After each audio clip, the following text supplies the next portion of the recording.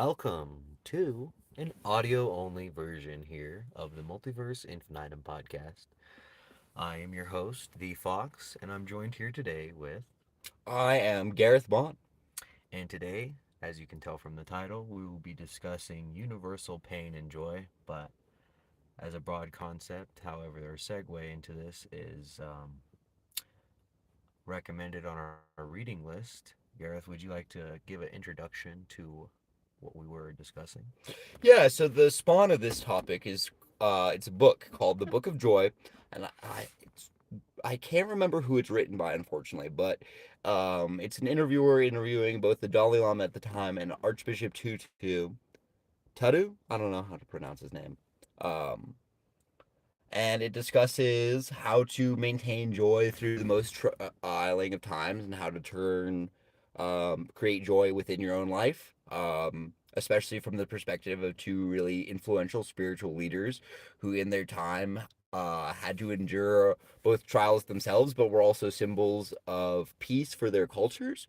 And so they had a lot of experience with people who had undergone the terrors of war and racism and been through these trials and were looking for meaning and how to create enduring joy.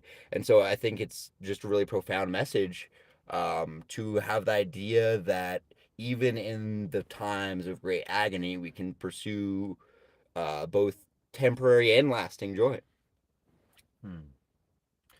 And how much do you think their life experience really influenced their accounts or their testimony?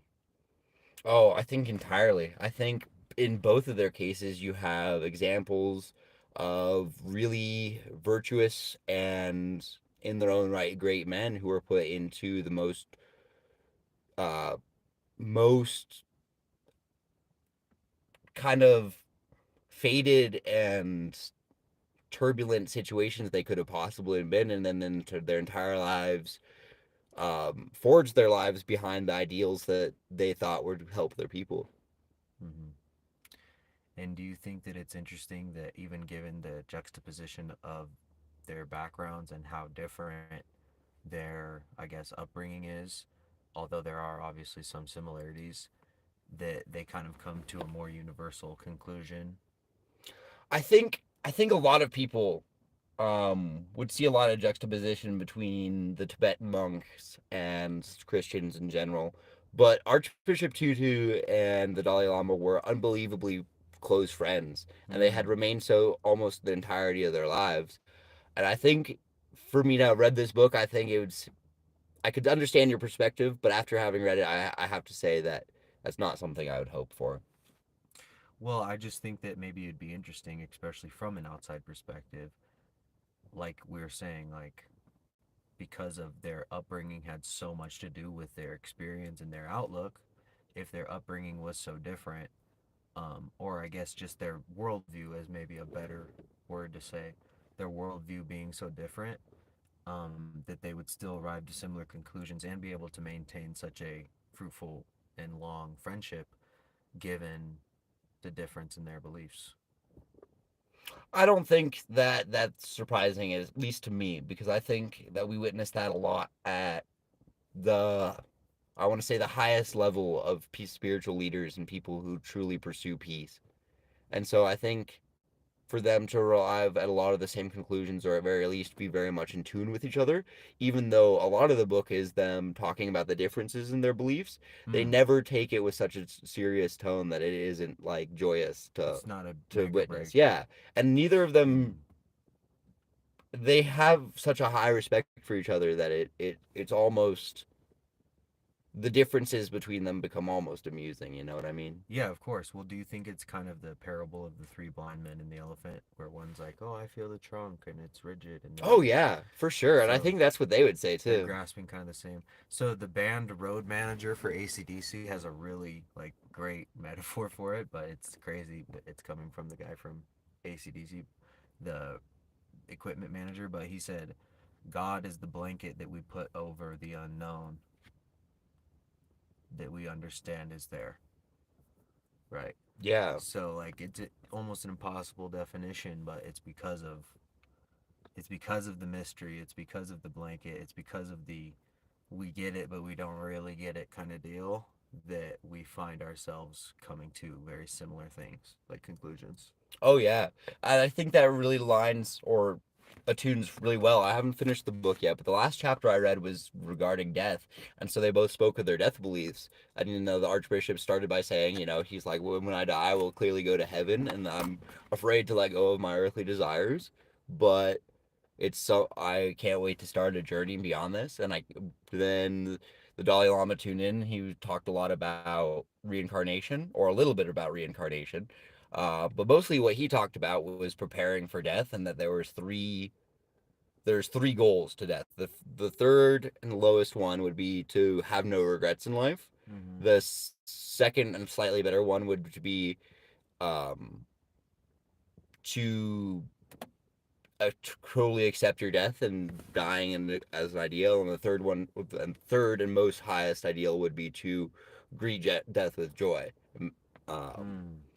Which, again, we even see that long before. I don't know how old the Dalai Lama is, but I know it's thousands of years before Socrates, and he's saying like how this is like summarized, but basically, how cocky are you to say that death would be a bad thing when you have so little knowledge? Like, what if it's the best thing to ever happen to you, and yeah, you're looking at it with such dread, and you're like, oh no, I'm trying to avoid it and fear it at all costs when you're ignorant to it.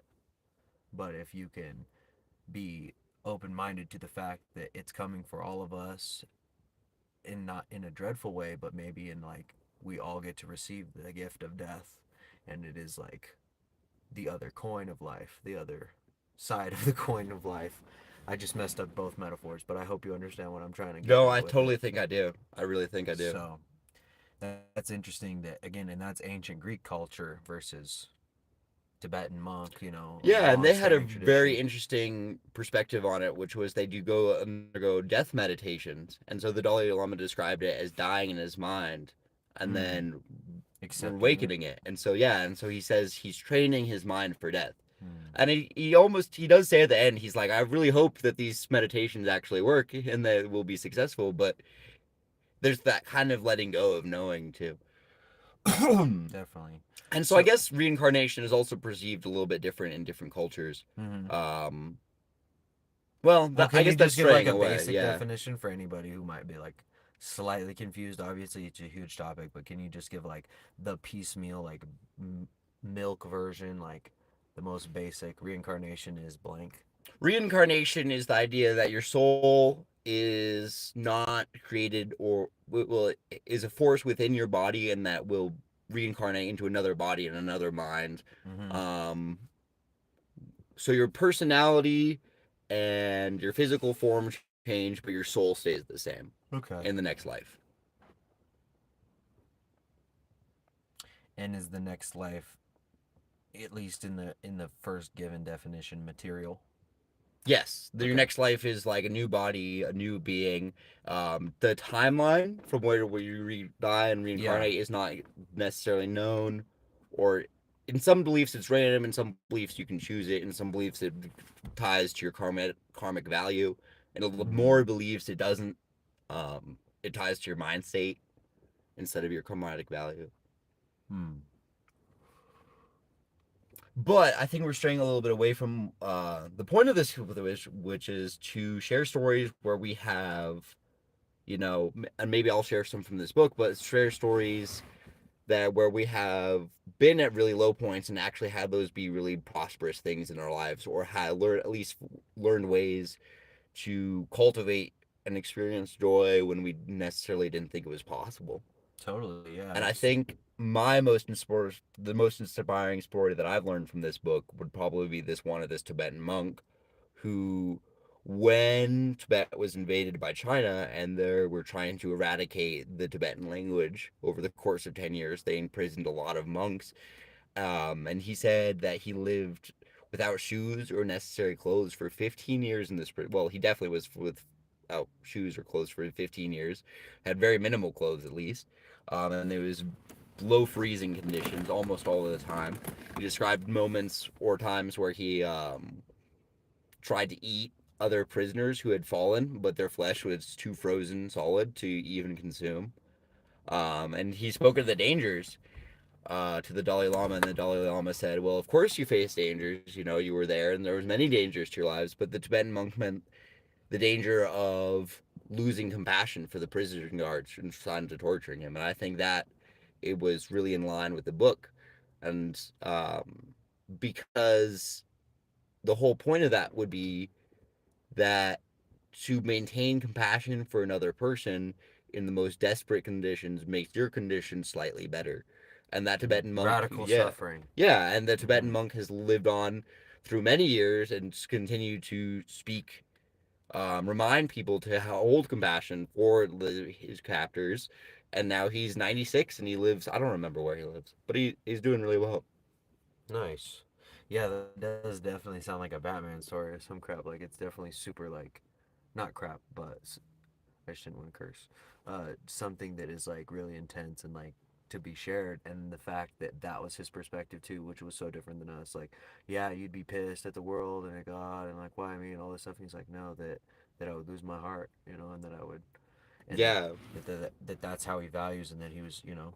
But I think the ultimate version, at least in the West, that we have, or currently in the West, it's a global religion, but is the figure of Christ and the story of Christ and the historical person of Christ, and that he was sinless and blameless and, you know, the least deserving of everything, but got the most punishment of all things, even And through was narrative, you know. and never let his heart be closed because of that. Always. His final words were, "Forgive them, Father, for they know not what they've done." Exactly, same. It's the same. Really powerful messages. So that radical suffering, that undergoing and taking of the world, and still not letting it change you, and not, and again finding joy and passion. So I think now would be a good time to share some stories, and I think the one I'll share is inspired by this. Recently, we did snow removal, which is something I've been working. Um, and we go out early in the morning. It's pretty difficult. The crew I got assigned to this time, it changes every time for me, but the crew I got assigned this time to, I'm not a huge fan of my boss there. And his wife was working with him, and his wife is not necessarily an experienced or even very decent worker. It's pretty well known that she has a very hard time keeping up, both mentally and physically, with the work we do. And so, because she's his wife, when I got there, he put her in charge of all the other shovelers. He was like, "Well, she's shovel lead," and that was a little bit annoying because I've been working there for a long time and I'm pretty good at shoveling snow, and she has no idea what she's doing. And so I was like, "Well, I guess Michelle is now in charge of this whole shoveling team, and she has no clue what to do." And so instead of being annoyed by that, I really tried to hold on to this idea of like compassion. And I started thinking, I was like, this was probably the only time in Michelle's life where she's ever been given any kind of responsibility. And once I had that kind of like understanding, and I was like, well, this is kind of important for Michelle because I don't think she's ever going to get put in charge of anything else. And so we should just kind of work with her. And then I started thinking that like I could probably just tell her what to do and we could roll like that. And it really just worked. But more than that, more than me being in charge or not being in charge or someone that shouldn't be in charge being in charge, more than any of that, I felt the tone of the night shift from me being slightly agitated and kind of annoyed, feeling jealous and uh, a sense of unfairness. I went from that to just being really serene about this situation and accepting it, and then being able to tell what I was going to do in the future and how I was going to respond to it. And it Hmm. was just really, really easy. And so, even though I might not have been able to like make the world more fair or better, I was still able to make me more calm and serene. Right. And so I think in these times where we can't do, it feels like we can't do anything, what we can do is work on ourselves and our responses to that. And that should allow us to do something. Right, and I think that's why there's something to be said for prayer and meditation and reflection, or whatever you want to call it, retrospection, like Socrates saying, an unexamined life is not a life worth living, and like why that's so big cross culturally, regardless of which God you're praying to, or what. outcome you think is happening, if you can sit there and like focus and think about stuff and reflect, you can again not change the world, but changing your inner world changes the world around you. And you realize life's not happening to you, but from you. Like, that's what the actor of Dune 2 said. That's true. It's That's true. profound as hell, but I was like, yeah, that's true. Life's not happening to you, it's happening from you. And if you're the asshole, you're going to meet 50 assholes. I But if think you're a nice that's guy, you might meet one asshole, you know? one of the things that's really important theme in this book is that sometimes life does feel like it's happening to you. And I think Right. that becomes more exaggerated when you're the Dalai Lama or Archbishop Tushu Yeah, dealing those with are like literal war crimes and heinous racism. right. Um, and so I think one of the really important themes of this book is that even if it is happening to you, or in like a horribly brutal sense, some terrible will is being imposed from the outside upon you, um, you can still control yourself in positive ways and have ways to control yourself within this world, even when you are a prisoner in a Chinese camp. You Hmm. can still turn inward. Or And up on the yeah, cross, getting exactly. getting Exactly. stabbed. And you're like, damn, there's no other way around this. And Or Socrates, who was yeah, killed, and his daemon told him, he's like, I'm gonna get killed, I should leave, and his spirit told him, no, accept it, like face it, like do it with a smile, like pull up, and they're gonna kill you, and you're like, I know, and then you let it go, and you go through it, you don't go around it, you don't run from it, and because of that, he had serene peace. And in the Phaedo 1 and 2, he's like talking to the prisoners, and they're like, aren't you tripping? He's like, nah, dude, I'm about to like start my real journey, but I'd love to hear what you guys think since we're all on death row. And there's like some really interesting conversations, and they're written by Plato. that's really beautiful. Yeah. And so like this idea that I don't know, it's awesome to I don't know. The point is that there's always joy to be cultivated, Right. even in the darkest of times. And I think most people probably aren't Mm, facing prison camps because right. I mean, religious at prosecution. least in the West. Yeah, I mean, we're really privileged, and we're here in the United States, but there are sex slaves, there are wage slaves, there are Chinese internment camps, there are for you know what I mean? Like there is some messed up stuff happening in this world right now where it is like super extreme, and it's like what is more universal than pain? It's that joy, it's that happiness, it's that peace that only that inner self-reflection, that connection with the higher energy of the universe, that relationship with God, however you want to phrase it, cross-culturally, yeah, universally, is that is what connects you to reality and keeps that compassion. And there's an old Chinese Buddhist proverb too of when a pirate rapes a young girl and throws her off to sea, I'm sad because I am the sea and I am the pirate and I am the young girl. You know what I mean? Like, I'm doing that to myself. And that's how, once you have that compassion for all the atrocities around the world, it's like a lot to bear because you don't have the control over it. You can't stop the genocide that's happening. You can't stop climate change. You can't stop these things that seem inevitable and scary and crazy, but you can control within and accept that material release. That's why it's the last chakra too. And it's above the body because it's the earthly attachment. It's you must let go of this so that you can have a greater reward in heaven, right? Where your heart lies, your treasures will lie also. So if I care about all this, it's going to freak me out and I'm going to be crazy reptilian brain. But if I have allowed myself, that change is inevitable, change is continuous, and I am the water, I'm in the river, I'm a drop in the river, then you continue to flow. And whether it's this body or the next or nirvana, and we are one with the eternal energy of the universe, then you are content within your being, as above, so below. that's really true. One interesting part of this book that I think it's at least worth like bringing up is like they bring a lot of the neuroscience Yeah. behind it. Um, and oh shoot, I totally just forgot my argument.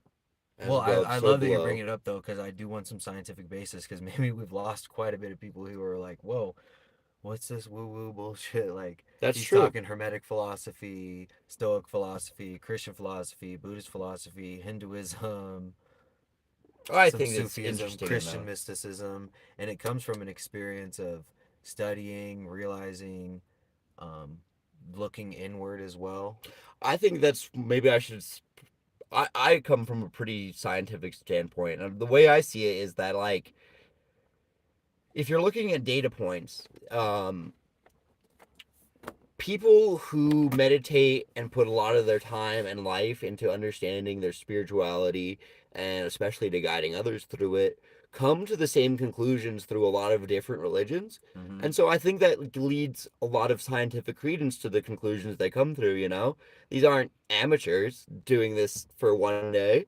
These are people that have spent their entire lives and studied culture and pain and had to endure things and then taught other people how to do it and created long lasting powerful messages. Right. And so even though there's changes across those messages, I think we see very similar themes. And I think to not give any credence to those themes is to not be very scientific. I think it. But the neuroscience behind it. Wait, maybe I need a second. Well, I think there's also anthropological evidence to that too. Like, I think it's evolutionary advantageous to have a faith, and that's why faith based peoples have continued to breed and continued to keep their genetic pools because they have purpose, they have drive, they have meaning, and the ones that don't tend not to breed and tend not to continue into. So it's just evolutionary advantageous to have a belief system that at least says something like be fruitful and multiply. You know what I mean? Something Yeah. along those lines. Just evolutionarily. That's why I think there's billions of Muslims and billions of Christians because those people have a lot of kids and it's Speaking of that, evolutionary and getting a little bit advantageous. into the neuroscience portion of it, so there's people probably are aware of, and I'm sure you are, that there's good stress and bad stress, and that's pretty Cortisol, oversimple. right? Yeah, it's pretty oversimplified. But one thing that is pretty well documented is that the difference between good stress and bad stress is what you tell your body. Mm, If you look at stress, if you experience stress and you feel overwhelmed and you want to give up and you tell your body that you are outmatched, then mm-hmm. that stress pretty much automatically becomes bad stress. It can Um, strain. yeah, Yeah. and it freaks your body out. Mm-hmm. It really is not good for you. But if you tell yourself that this is an obstacle and that you will overcome it, that you are capable of it, and that um,